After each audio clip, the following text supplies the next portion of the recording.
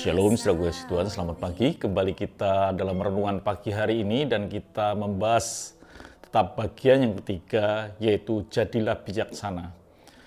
Dan kita telah melihat 2 hari yang lalu, yaitu bahwa kita ini harus bijaksana supaya kita tidak mengalami satu kerugian atau kehancuran atau kerusakan dalam perjalanan hidup ini.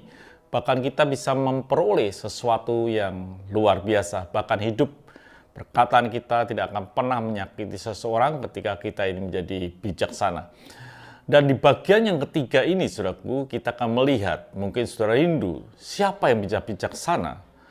Kalau kita melihat di dalam Matius 7 ayat yang ke-24, kita akan baca, setiap orang yang mendengar perkataanku ini dan melakukannya, ia sama dengan orang yang bijak sana yang mendirikan rumahnya di atas batu.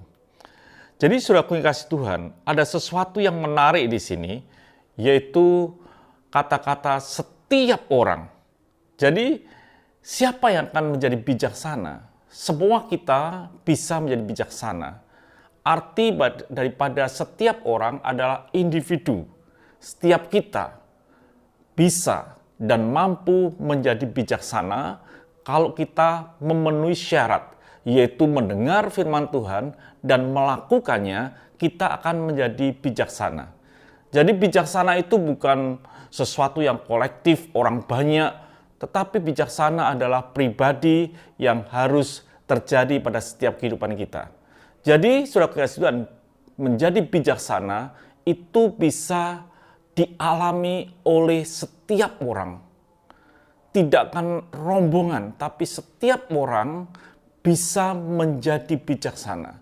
Setiap orang bisa membangun rumahnya di atas batu dan menjadi pemenang, tidak mengalami kerugian. Setiap kita, bukan hanya pendeta, bukan hanya orang-orang aktivis, tetapi setiap kita, dikatakan setiap kita, setiap individu, ini bisa menjadi bijaksana.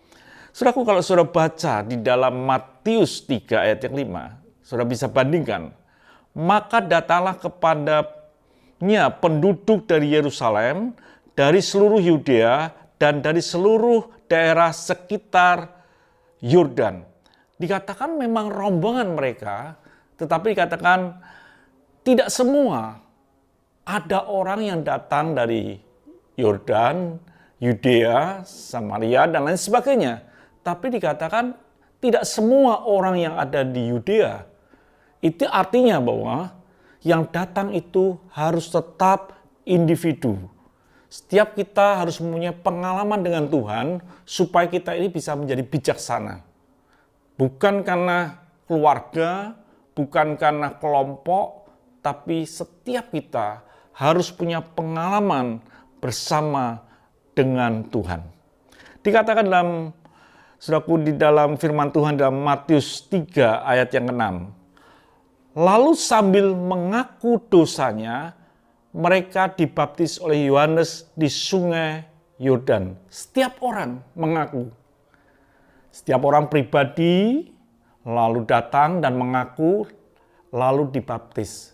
Dan itu individu, bukan rombongan. Sekalipun datangnya rombongan banyak orang, tetapi setiap kita untuk berjumpa dengan Tuhan harus secara individu.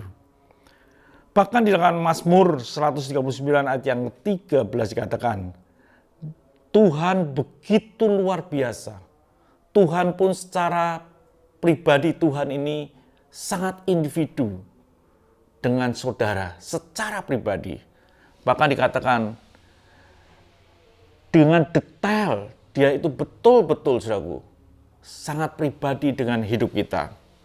Dikatakan dalam Mazmur 139 ayat yang 13, sebab engkaulah yang membentuk buah pinggangku, menenun aku dalam kandungan ibuku. Secara pribadi, Tuhan menangani hidup saudara dan saya. Bukan rombongan, tapi secara pribadi Tuhan menangani hidup kita sejak awal.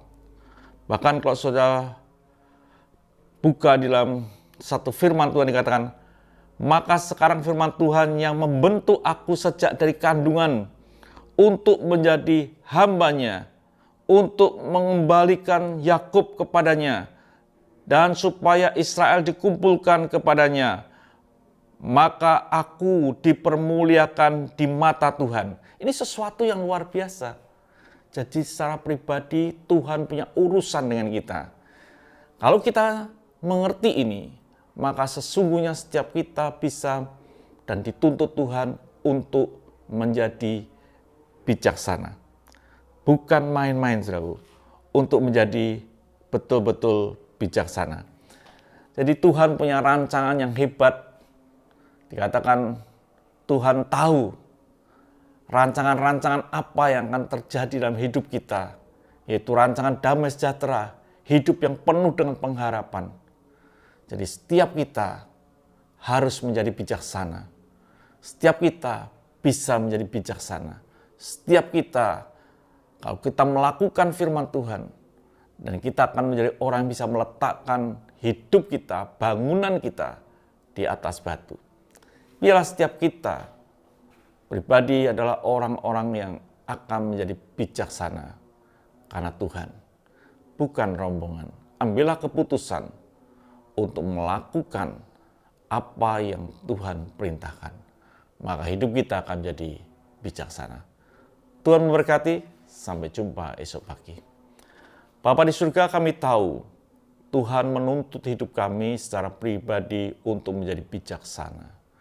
Biarlah hidup kami mengambil keputusan untuk mendengar firman-Mu dan melakukan, sehingga hidup kami menjadi bijaksana. Terima kasih berkati yang telah mendengarkan pada pagi hari ini. Dalam nama Tuhan Yesus Kristus kami bisa berdoa dan mengucap syukur. Amin. Tuhan memberkati, sampai jumpa esok pagi. Tetaplah setia.